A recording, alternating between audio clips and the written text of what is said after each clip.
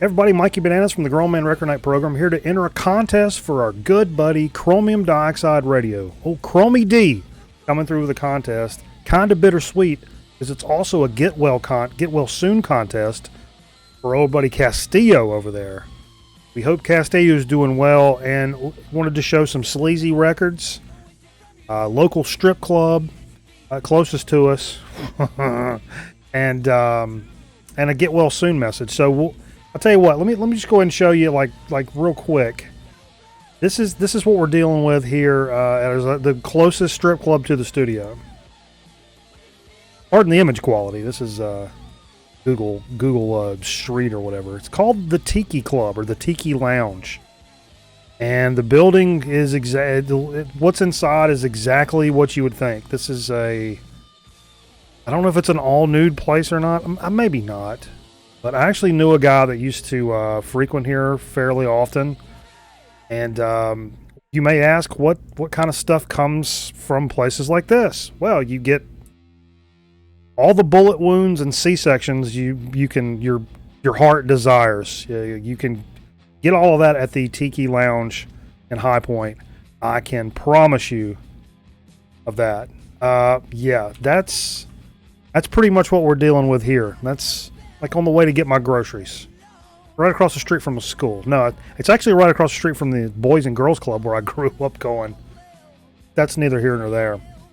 And finally, we wanted to do a little get well soon message for Castillo. So I, broke out the crayons. I went into Microsoft Paint. It's been a little while since I went to Microsoft Paint. Here's what we got. Not that. Huh? Get well soon, shit-tard. I think that's not bad for, a little Microsoft Paint action. But anyway, look at loops. I just want to get a second look at that. Whew! Looking sharp. All right, so now to the sleazy record covers. I think two genres, this comes to mind when you're thinking of sleazy record covers. Like heavy metal stuff, specifically stuff from the 80s, and funk records. I think those are the two. So I got a little bit.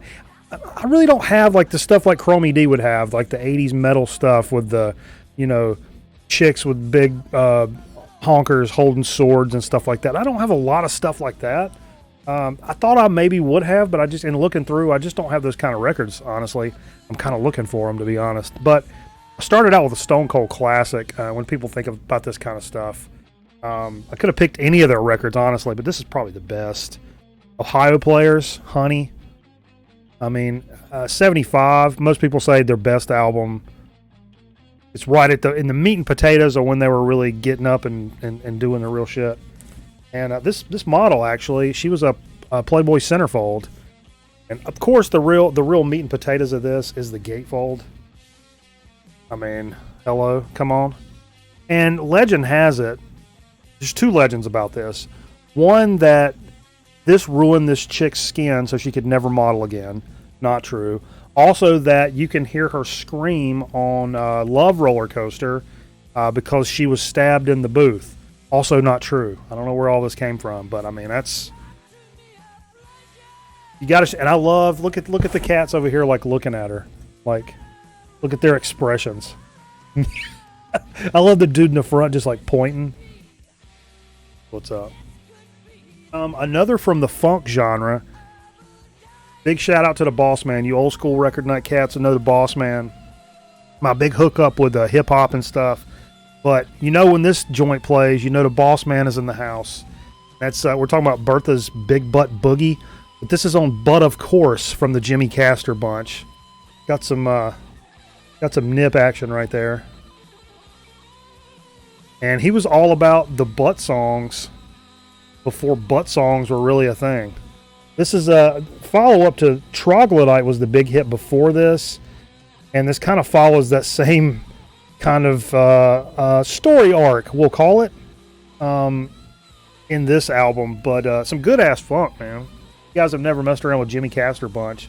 Fun, good time music, and the Bertha Butt Boogie. Whew. That's about as good as it gets. Love that. Love the cartoon style art, like comic style art. That's really cool. Well, people don't take themselves too seriously, you know what I mean? That's a lot of good funk artists. Maybe that's what draws me to funk, you know? Here's one I didn't think about until kind of late because I was going to pull another funk record, but I started thinking about, man, the first Queens of the Stone Age record. This is actually the second album cover, not the original. The original's kind of a little spacey, space rocky looking thing, but the first when they changed it, they went to this lady on the front. But what I'd forgotten about this is if you pull these out, on the inside, Nip City, and then in the little pictures over here, knocking over shot glasses, look at the little pictures. I mean, there's all kinds of stuff going on here. And then pull out the sleeves. Some of that right there. Hello, come on. What if the other one has? What if the other one hasn't? But this is by far my favorite Queens of the Stone Age because it's the most like Caius, I think. Josh Homme wrote this pretty much by himself with the help of Fredo Hernandez, who played on the last Caius record, not Brant Bjork. He replaced Brant Bjork, and but I'd forgot those two cats kind of got together and wrote most of the stuff. And it's fantastic. You can tell there's kind of holdover riffs from Caius, but really starting to pile on the whole, a little more melody and stuff, and plays well. This is a kick-ass, rockin'-ass record, while still maintaining some sense of melody that, you could play it if you're into heavy music, and your chick may also like it too, because it sounds like something cool to be on the radio. Kind of a loose, lowbrow way to explain that, but especially compared to Caius, because you play Caius for your friend's girlfriend that only listens to pop radio. She's probably not going to be into that too much. But why would you be dating anybody like that to begin with? Let's be honest. Woo! The Cramps, Stay Sick. Picked this up not too long ago, actually. You got a little Butthole City here on the front. This is from 1990. It's their fourth one. A little bit of action here on the back. Bikini girls with machine guns. That was the big single off this. Like, was this the first time that was ever on a Cramps record? Bikini girls with machine guns. Was this one? I don't know. Self-produced by Poison Ivy. The last one with a drummer. The original drummer, maybe. I think so. I think it's the last one with the original drummer. But continually adding more and more to my Cramps collection. Really dig it.